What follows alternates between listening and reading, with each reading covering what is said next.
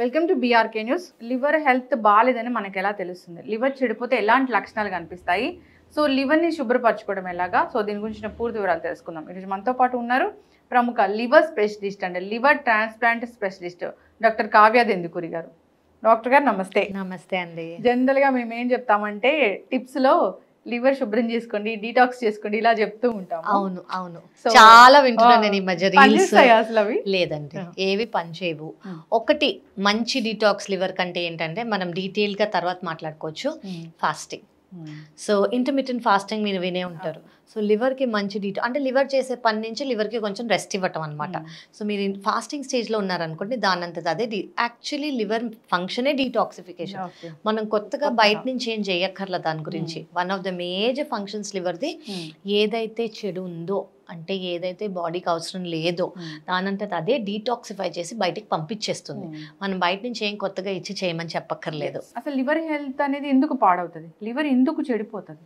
So ఇది చాలా vast అండి.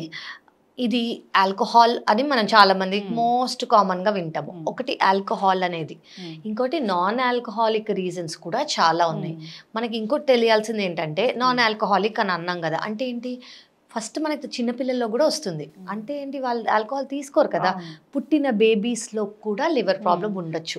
వాళ్ళలో ఉన్న లివర్ సరిగ్గా డెవలప్ అవ్వకపోవటం కానివ్వండి, బైల్ డక్స్ కొన్ని సరిగ్గా డెవలప్ అవ్వలేదు, లేదా వైరసెస్, చిన్న చిన్న వైరసెస్. మోస్ట్ కామన్గా మనకు తెలిసిన virus hepatitis A, hepatitis E, hepatitis B, C అనేవి, అలాంటివి వేరే వైరసెస్ కూడా ఉంటాయి. ఇవే కాకుండా లివర్లో క్యాన్సర్ ఏమన్నా ఉందా, లేదా లివర్లో ఫ్యాటీ లివర్. మనం ఈ మధ్య చాలా ఎగ్జాక్ట్లీ ఈ మధ్య చాలా కామన్గా చూసేది ఫ్యాటీ లివర్. ఒకప్పుడు ఈ లివర్ డిసీజ్కి పేరే లేదు, క్రిప్టోజెనిక్ అని చెప్పుకునేవాళ్ళం. ఇప్పుడు ఫ్యాటీ లివర్ ద్వారా పెరిగే లివర్ ప్రాబ్లం అంటే ఫస్ట్ లివర్ ఫ్యాటీ లివర్ స్టేజ్కి వెళ్తుంది. ఆ స్టేజ్లో కూడా మనం ఏం చేయకపోతే ఫైబ్రోసిస్కి వెళ్తుంది. ఫైబ్రోసిస్ స్టేజ్లో కూడా ఏం చేయకపోతే లివర్ సిరోసిస్కి వెళ్తుంది. సిరోసిస్ అంటే పర్మనెంట్ లివర్ డ్యామేజ్. సో ఇది మనకి alcohol, non alcohol, viruses, uncontrol sugar కానివ్వండి, ఒబెసిటీ కానివ్వండి, బరువు అనేది ఎక్కువ ఉంటే, కొలెస్ట్రాల్ కానివ్వండి, అలా చాలా రీజన్స్ అనేవి ఉంటాయన్నమాట. సో మెటబాలిక్ సిండ్రోమ్ అని అంటాం. అంటే కొంతమందికి హార్ట్ ప్రాబ్లం ఉండి, బీపీ ఉండి, కొలెస్ట్రాల్ ఉండి, థైరాయిడ్ సరిగా కంట్రోల్ లేదు, షుగర్స్ కంట్రోల్ లేవు, బరువు అనేది ఎక్కువ ఉన్న వీళ్ళలో కూడా వచ్చే అవకాశం ఉంటుంది. ఇవన్నీ నాన్ ఆల్కహాలిక్ రీజన్. చాలా కామన్గా ఈ మధ్య కాలంలో గత 5 ఏళ్లుగా మేము ఎక్కువగా చూసేది non alcoholic fatty liver disease ద్వారా వచ్చిన మెటబాలిక్ సిండ్రోమ్ వచ్చిన లివర్ ప్రాబ్లం అనమాట. సో వీళ్ళేంటి పర్మనెంట్ లివర్ డ్యామేజ్కి వెళ్ళిపోతున్నారు. దానివల్ల మేము ట్రాన్స్ప్లాంట్ అనేది చేయాల్సి వస్తుంది. సో లివర్ చెడిపోయింది అంటే ఎలాంటి లక్షణాలు కనిపిస్తాయి? ఇది చాలా ఇంపార్టెంట్ క్వశ్చన్ అండి. ఎందుకు అంటే ఇప్పుడు ఫ్యాటీ లివర్ అనుకున్నాం ఫస్ట్ స్టేజ్. ఫ్యాటీ లివర్ ఏం చేయకపోతే ఫైబ్రోసిస్ అనుకున్నాం. ఫైబ్రోసిస్ కూడా మనం ఏమీ ఇంటర్వీన్ అవ్వలేదు అనుకోండి, సిరోసిస్. పర్మనెంట్ లివర్ డ్యామేజ్కి వెళ్తుంది అని అనుకున్నాం. ఈ పర్మనెంట్ లివర్ డ్యామేజ్లో కూడా 80% మందికి సిమ్టమ్స్ అనేవి ఉండవు. సో ఈవెన్ సిరోసిస్లో ఉన్నా కూడా కొంతమందికి తెలీదు. ఎందుకు అంటే అందులో చాలా కామన్గా వచ్చే సిమ్టమ్ ఏంటంటే బలహీనత. చాలామంది చాలా మరీ ఎక్కువగా వీక్గా అనుకుంటారు, ఇంత వీక్గా ఉన్నాను ఏంటి నేను అని వాళ్ళకే అనిపిస్తుంది. కానీ ఏమనుకుంటారంటే ఒక 2 రోజులుగా సరిగా తినలేదు, నిద్ర సరిగా లేదు, పని ఎక్కువ చేశాను, ఇంట్లో చుట్టాలు, ఇలాంటి రీజన్స్ చెప్పుకుంటారు. కానీ వాళ్ళకి ఇది లివర్ ప్రాబ్లం వల్ల ఈ బలహీనత అని అర్థం కాదు. అది ఫస్ట్ థింగ్. సెకండ్ థింగ్ ఏంటంటే మజిల్ లాస్ అనేది కనిపిస్తుంది. జనరలీ మజిల్, ఎందుకంటే ప్రోటీన్ అనేది మజిల్స్లో ఉండదు. అంటే ఎవరైనా షర్ట్ వేసుకున్నారంటే మగవాళ్ళు ఇదంతా లూజ్ అయిపోవటం, ఆడవాళ్ళకి బ్లౌజ్ లూజ్ అయిపోవటం, అలా వాళ్ళకి మజిల్ లాస్ అనేది ఉంటుంది. థర్డ్ థింగ్, అదే ఫెయిల్యూర్లో ఉన్నారనుకోండి, మనకి మోస్ట్ కామన్గా కనిపించేది జాండిస్. కళ్ళ పచ్చగా ఉండటం కానివ్వండి, యూరిన్ అనేది చాలా హై కలర్లో వెళ్తోంది అని అంటారు, ఆకలి లేకపోవటం. అదే అక్యూట్, ఇది కూడా చాలా అక్యూట్, అంటే జాండిస్ వచ్చింది, అక్యూట్ వైరల్ హెపటైటిస్ వచ్చింది, లేదా అక్యూట్ స్టేజ్లో వచ్చింది అనుకోండి, వాళ్ళకి ఫ్లూ లైక్ సిమ్టమ్స్ అని అంటాం అనమాట. జాండిస్ ఉండటం, ఆకలి లేకపోవటము, ప్లస్ వాళ్ళకి చాలా బలహీనత, ప్లస్ ఫీవర్, చిల్స్, ఇవి ఉంటాయి. అదే క్రానిక్ లివర్ డిసీజ్ అనుకోండి, లివర్ అనేది ఫెయిల్ అయిపోయింది అనుకోండి, పొట్టలో నీరు చేరుకోవటం, కాళ్ళల్లో నీరు చేరుకోవటం, కొంతమందికి బ్లడ్ వామిటింగ్ వామిటింగ్ లేదా బ్లాక్ కలర్ మోషన్, యూరిన్ అనేది ఎఫెక్ట్ అవుతుంది, కిడ్నీ అనేది లివర్ ప్రాబ్లం వల్ల ఎఫెక్ట్ అవుతుంది కాబట్టి యూరిన్ తగ్గిపోవటం, కొంతమందికి ఎన్కెఫలోపతి అంటే చిన్న చిన్న విషయాలు మర్చిపోవటం, నైట్లో నిద్ర తక్కువ, పొద్దున ఎక్కువ, ఎక్కడున్నాను సడన్గా ఎక్కడున్నాను వాళ్ళకి గుర్తురాదు, లేదా నిన్న నైట్ ఏం చేశాను, నిన్న నైట్ ఏం తిన్నాను గుర్తురాదు, ఇలాగా. అండ్ మనకి చాలా ఇంపార్టెంట్గా తెలియాల్సింది ఏంటంటే సిరోసిస్ అనేది ఉందంటే అందరూ సిరోసిస్ ఉంది ఇప్పటికి బాగానే ఉంది అని చాలా మంది దాన్ని వదిలేస్తారు. కానీ ఒక్కసారి సిరోసిస్ వచ్చిందంటే 10% మందికి అందులో లివర్లో క్యాన్సర్ వచ్చే అవకాశం ఉంటుంది. సో ప్రతి 6 నెలలకి మీరు హెపటాలజిస్ట్ చూసి blood test, CT scan, endoscopy స్టేజ్ని బట్టి చేసుకోవటం life long is very very important. ఎందుకు 6 నెలలకు ఒకసారి చేసుకోవాలి అంటే, ఫర్ ఎగ్జాంపుల్ క్యాన్సరే ఉందనుకోండి, 6 నెలలకు ఒకసారి చేస్తే ఏమవుతుందంటే మనం అర్లీ స్టేజ్లో డిటెక్ట్ చేస్తాం దాన్ని అర్లీ స్టేజ్లో డిటెక్ట్ చేస్తే దానికి ఫుల్ ట్రీట్మెంట్ ఇస్తాం.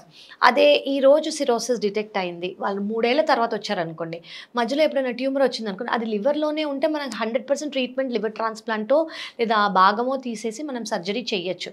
కానీ లివర్ బయటికి స్ప్రెడ్ అయింది అనుకోండి, మనం ఫుల్ ట్రీట్మెంట్ ఇవ్వలేము.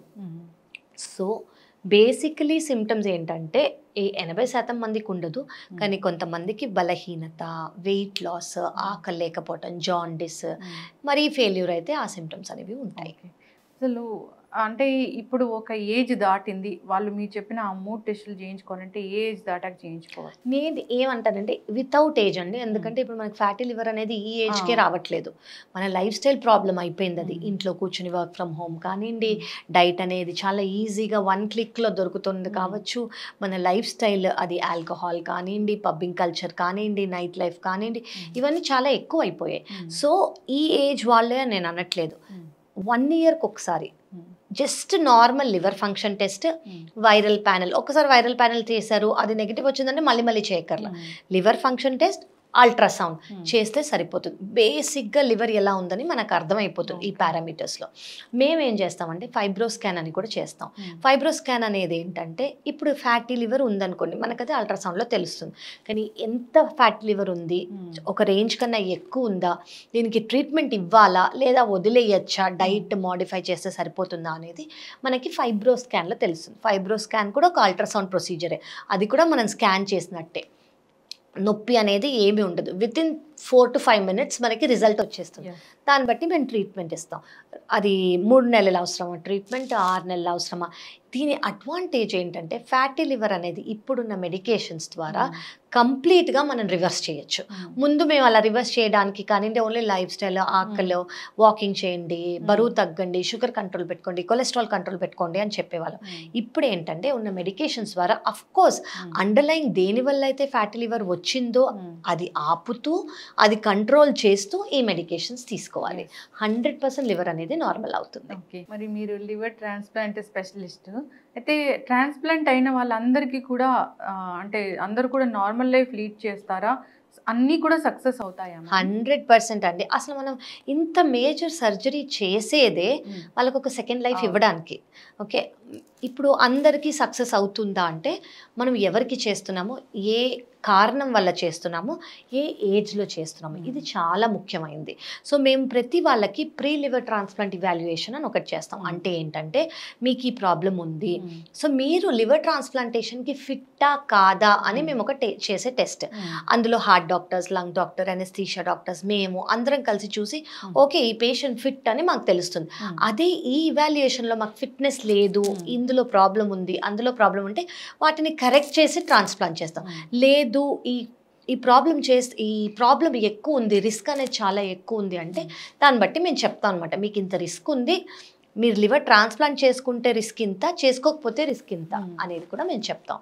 సో ఇదంతా మనకి ప్రీ లివర్ ట్రాన్స్ప్లాంట్ ఇవాల్యుయేషన్లో తెలిసిపోతుంది. లివర్ ఇచ్చిన వాళ్ళు కూడా నార్మల్గా ఉంటారండి. ఇది అందరికీ తెలియాల్సిందే. లివర్ డోనర్ అంటే ఒక నార్మల్ మనిషి, ఆయనకి ఏ ప్రాబ్లమ్స్, ఆవిడకి ఏం ప్రాబ్లమ్స్ లేకుండా మా దగ్గరకు వస్తున్నారు. ఫస్ట్ వాళ్ళకన్నా ఎక్కువ మాకుంటుంది. ఓకే, నార్మల్ మనిషి వస్తున్నారంటే వాళ్ళకి నార్మల్గానే బయటికి పంపించాలి. సో పేషెంట్కి ఎవరైతే లివర్ ట్రాన్స్ప్లాంట్ చేయించుకుంటున్నారో వాళ్ళకి మేము ఎలా ఇవాల్యుయేషన్ చేస్తామో అలాగే డోనర్కి కూడా చేస్తాం. ఓకే, డోనర్ ఎలా ఉన్నారు, డోనర్ హెల్త్ ఎలా ఉంది. ఫస్ట్ ఏంటంటే 18 ఏళ్ళ కన్నా ఎక్కువ, 52 ఏళ్ళ కన్నా తక్కువ అయి ఉండాలి. మరి బరువు ఎక్కువ ఉండకూడదు, షుగర్ కంట్రోల్ లేకుండా ఉండకూడదు. వీళ్ళది వాళ్ళ లివర్ ఎంత ఉంది, వాళ్ళ లివర్ వీళ్ళకి పడుతుందా లేదా, వాళ్ళ ఫ్యామిలీ మెంబర్ అయి మాత్రమే ఉండాలి. Same blood group, family member అయి ఉండాలి. బయట ఫ్రెండ్స్ వెల్ విషెస్ ఇవ్వలేరు అనమాట. సో వాళ్ళకి ఇవాల్యుయేషన్ చేస్తాం, వాళ్ళు ఎలా ఉన్నారు, వాళ్ళకి స్కాన్స్, బ్లడ్ టెస్ట్ అన్నీ చేసి ఓకే వాళ్ళకి లివర్ ఇస్తే వాళ్ళు బాగానే ఉంటారు అని అనుకుని జనరలీ 5th లేదా 7th డే డోనర్ని మేము డిశ్చార్జ్ చేస్తాం. ఈ ఇవాల్యుయేషన్ చేసేటప్పుడు మాకే డోనర్కి 1% రిస్క్ ఉందన్న కూడా మేమే వద్దంటాం. సో వాళ్ళకి లైఫ్ రిస్క్ అనేది 0, లైఫ్ రిస్క్ అనేది డోనర్కి ఉండదు. రెస్ట్రిక్షన్స్, ఇది తీసుకోకూడదు, ఇది చేయకూడదు, ఇది తినాలి, అది తినొద్దు అని ఏముండవు. మాత్రలు అనేవి ఏమీ ఉండవు. వితిన్ 2 weeks to 4 weeks అంటే 2 వారాల నుంచి 4 వారాల వరకు లివర్ అనేది ముంత ఎంత ఉందో అంతకి పెరిగిపోతుంది. సో లివర్ అనేది రీజనరేటివ్ ఆర్గన్ కాబట్టి వాళ్ళకి డోనర్కి normal. So normal life, restriction లేదు, మెడికేషన్స్ లేవు. ఖచ్చితంగా మనం చాలా చక్కగా చెప్పారు. వన్ ఫైనల్ క్వశ్చన్, ఇప్పుడు బ్లడ్ రిలేషన్ వాళ్ళే ఇవ్వాలా? అవునండి, నో వన్ ఎల్స్. అంటే ఇదొక గవర్నమెంట్ ప్రోటోకాల్. గవర్నమెంట్ ప్రోటోకాల్ ప్రకారం ఫ్యామిలీ డోనర్ అయి ఉండాలి, 18 ఏళ్ళ కన్నా ఎక్కువ అంటే మేజర్ అయి ఉండాలి, మన సర్జికల్ కాంప్లికేషన్స్ లేదా వేటివి రాకూడదు, యాక్సెప్ట్ అవ్వాలి డోనర్ బాగా. కాబట్టి 50 to 52కి మేము కట్ ఆఫ్ చేస్తాం అనమాట. సో ఫస్ట్ డిగ్రీ ఫ్యామిలీ మెంబరా, సెకండ్ డిగ్రీ అంటే ఎంత దూరం ఫ్యామిలీ మెంబర్ అయితే అంత పేపర్ వర్క్ ఉంటుంది. పేపర్ వర్క్ అంటే ఏంటంటే ఓకే వీళ్ళకి రిలేటెడ్ అని గవర్నమెంట్ అనేది చూస్తుంది అనమాట. ఓకే రిలేటెడ్ పర్సనే ఇస్తున్నారు అని తెలియడానికి మనకి family member same blood group అయ్యి ఉండాలన్నమాట. చాలా చక్కగా చెప్పారు, చక్కటి ఇన్ఫర్మేషన్ మ్యామ్. లివర్ గురించి, లివర్ ఎందుకు చెడిపోతుంది, చెడిపోయిందని ఎలా తెలుస్తుంది, లక్షణాలు ఎలా ఉంటాయి, లివర్ టెస్టులు ఎప్పుడు చేయించుకోవాలి, వచ్చిన అడ్వాన్స్ ట్రీట్మెంట్స్ ఏంటి, లివర్ ట్రాన్స్ప్లాంట్ గురించి ఇంకా ఎవరికైనా డౌట్ ఉంది అంటే ఒకసారి కాంటాక్ట్ చేయాలని కోరుకుందామండి. చాలా చక్కటి information. Thank you so much.